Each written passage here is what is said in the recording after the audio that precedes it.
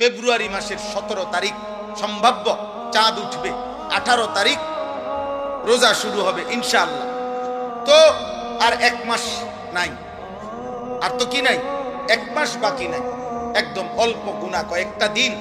এই গুনাহ কয়েকটা দিন আগে আমি আপনাদের কাছে বললাম, কিশোর যুবক ভাই তোমাদের কাছে বললাম, মহান আল্লাহ পাক রব্বুল আলামিন প্রত্যেকটা ইমানদার মুমিনের কাছে খুব বেশি চায় যে বান্দা আমি তাকওয়া চাই, মানে তোমার জীবনটা এমন বানাও, গুনাহ থেকে বাঁচো, আমি আল্লাহর হুকুম পালন করো। এই কথাটা আল্লাহ বারবার বলছে কোরআনে, ইয়া আইয়ুহাল্লাযীনা আমানুত্তাকুল্লাহ ইত্তাকুল্লাহ ইত্তাকুল্লাহ ইত্তাকুল্লাহ ইত্তাকুল্লাহ। হে ঈমানদার, আল্লাহকে ভয় করো, আল্লাহকে ভয় করো, আল্লাহকে ভয় করো, আল্লাহকে ভয় করো, আল্লাহকে ভয় করো।